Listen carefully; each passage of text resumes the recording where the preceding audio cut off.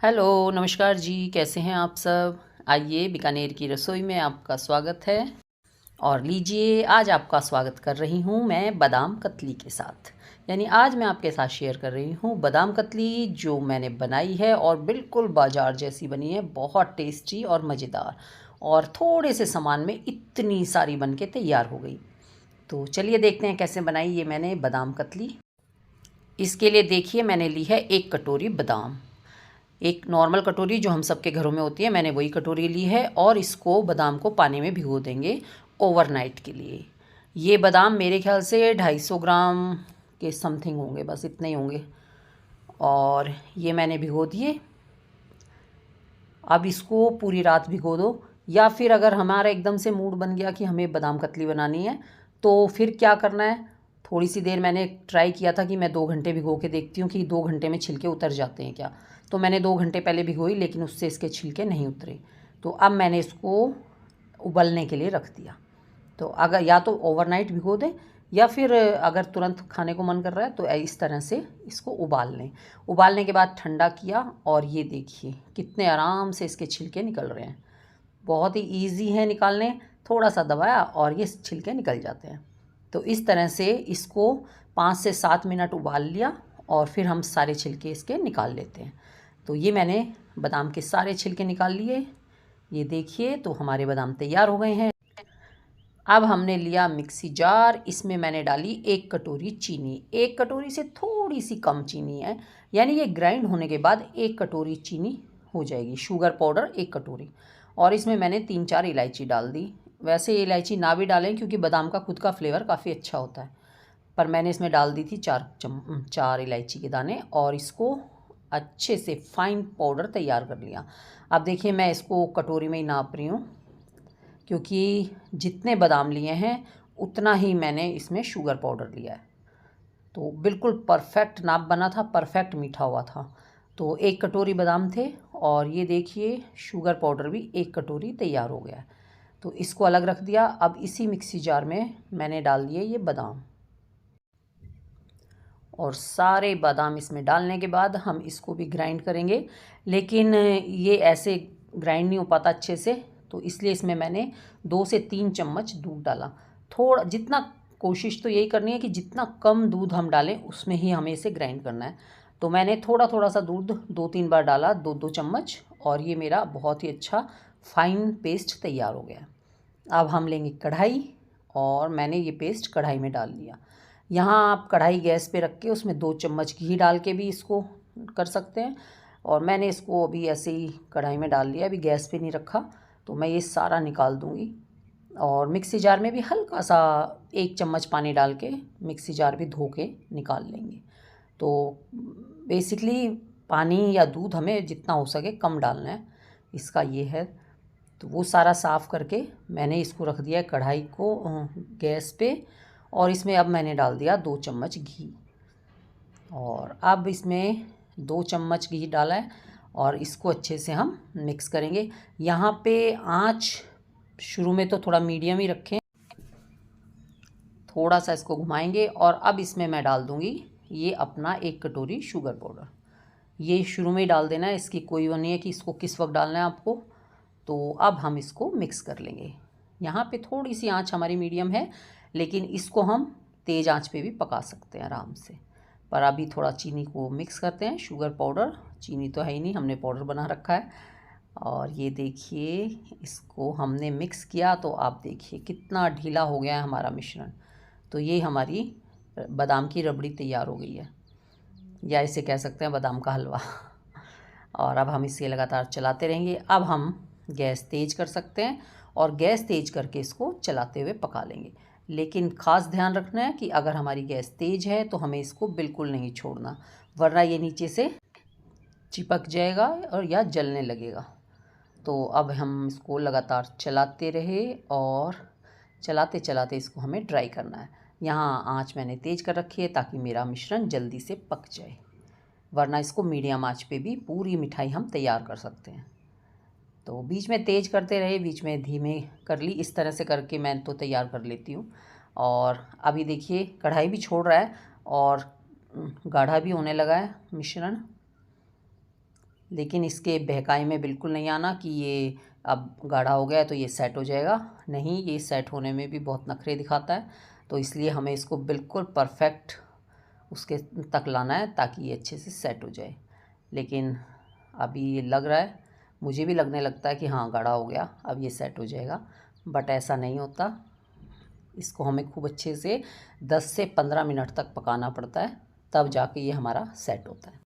अब जैसे ये गाढ़ा हो गया है और ऐसा लग रहा है कि ये सेट हो जाएगा, तो मैं आपको दिखाती हूँ। ये देखिए कैसे फैल रहा है मेरी उंगलियों पे, तो इसका मतलब अभी ये जमने की कंसिस्टेंसी पर नहीं आया, तो हमें इसको और पकाना है।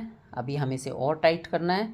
तो इसी तरह मीडियम आंच पे, यहाँ पे तो मैंने मीडियम कर ली थी आंच, क्योंकि ये जो गाढ़ा हो चुका है और साइड में भी जो लगा हुआ है उसको भी उतार लेंगे, वरना वो तो क्या है, शुगर क्रिस्टलाइज नहीं हो जाती इस तरह से का, थोड़ा सा चीनी की परत सी आ जाती है, तो हमें वो नहीं आने देनी। तो हम साइड से हटाते रहेंगे और इसमें मिक्स करते रहेंगे। मैंने यहाँ पे स्पून चेंज कर लिया था क्योंकि उससे मैं अच्छे से हटा नहीं पा रही थी। तो अब इस पे करके और इसको लगातार ऐसे चलाते रहेंगे, ये जल्दी ड्राई भी हो जाएगा और साइड का भी सारा हट जाएगा। तो ये देखिए अब ये एक सार होके हमारी कढ़ाई छोड़ रहा है और इसका एक साथ गोला भी बन रहा है। तो यानी जब हम देखें इस तरह से गोला बनने लगे, या हम हाथ में भी लेके गोली बनाएंगे ना, तो वो बन जानी चाहिए। हम थोड़ा सा पीस हाथ में देखेंगे और हम गोली बनाएंगे, अगर वो गोली बन जाती है तो इसका मतलब हमारी कतली जमने के लिए तैयार है। तो अब एक प्लास्टिक शीट लेंगे, उस पर थोड़ा सा घी लगा लेंगे और अपना मिश्रण इसके ऊपर रख लेंगे, और रखने के बाद इसको सारा निकाल के अच्छे से अपनी कढ़ाई और चमचे पे से हटा लेंगे, क्योंकि बादाम कतली बहुत महंगी मिठाई है और यहाँ पे हम हज़ारों रुपए की मिठाई बहुत सस्ते में तैयार कर रहे हैं। और आप इसे एक बार बनाएंगे ना, तो आप मतलब बोल ही नहीं सकता कोई भी कि आपने ये घर पे बनाई है, बिल्कुल बाजार जैसी मिठाई बनती है। अब हम इसको थोड़ा सॉफ्ट करेंगे। यहाँ देखिए इस तरह से करते हुए इसको हम मिक्स करते रहेंगे। ये इसलिए कर रहे हैं कि अगर हम इसको ऐसे ही सेट कर देंगे ना, तो आप देखेंगे कि जो मिठाई के ऊपर ना एक चीनी की परत सी आ जाएगी, टाइट सी, यानी वो हार्ड सी हो जाएगी। और अगर हम इसको बहुत अच्छे से इसकी मालिश कर देंगे इस तरह से, तो इसमें एक चिकनाई भी आ जाएगी। आपको भी देखिए पता लग रहा होगा, इसमें हल्की सी चिकनाई आ गई है। तो ये हमारी चिकनी भी हो जाएगी और सॉफ्ट रहेगी। फिर आप इसको चाहे महीने तक रख के भी खाएंगे ना, तो हम मिठाई ऊपर से सॉफ्ट रहेगी। वरना अगर इसकी अच्छे से मालिश नहीं करेंगे तो ऊपर से मिठाई थोड़ी सी टाइट हो जाएगी, एक परत टाइट सी आ जाएगी उस पर, वो चीनी वाली परत होती है। तो इसलिए इसको खूब अच्छे से मसाज की, इसकी खूब अच्छे से मालिश की, इसको बार बार इसको रगड़ा, और हमने इसको जितना हम इसको अच्छे से करेंगे उतनी ही हमारी मिठाई सॉफ्ट और फ्रेश बनी रहेगी। तो ये करने के बाद अब इसको हम फैला देंगे, और कितनी मोटी बनानी है कितनी पतली बनानी है वो आपकी इच्छा। तो मैंने तो इसको जैसे बादाम काजू कतली आती है ना बाज़ार में, उतनी पतली बनाई थी। तो मैंने इसको सारे को फैला दिया। अभी ये थोड़ा सा साइड में से ऐसे लग रहा है, इसको मैं एक बार सेट करके और इसको फिर से बेलन के सहारे एक सार कर दूंगी। कुछ थोड़ी सी मोटी थी तो मैंने थोड़ी सी और पतली कर ली थी, और इस तरह से ये बेलन से बहुत अच्छे से एक सार हो जाती है। ये तो अपनी इच्छा है कितनी मोटी रखनी है कितनी पतली रखनी है, उस तरह रख लें, पर पतली ठीक रहती है। काजू कतली जितना साइज़ रखें, क्योंकि काजू कतली ज़्यादातर लोगों ने खा रखी होगी, बादाम कतली कम लोग खाए होंगे अभी तक, क्योंकि राजस्थान में बीकानेर में तो बहुत फेमस है। बाकी जगह का मुझे पता नहीं है, इसलिए मैं तो अपने एरिया का बता सकती हूँ। हमारे यहाँ पे तो फंक्शन में और उसमें काफ़ी बनती है बादाम कतली भी काजू कतली भी, तो उसका मुझे अच्छे से एक्सपीरियंस है। तो अब इसके ऊपर ये थोड़ा जब ठंडा हो जाए सेट होने के बाद, तो इसके ऊपर जैसी डेकोरेशन चाहे कर सकते हैं। पर आपने देखा होगा काजू और बादाम कतली पे ज़्यादातर हम लोग सिल्वर डेकोरेशन ही देखते हैं, तो मैंने इसके ऊपर भी सिल्वर पेपर लगा दिया।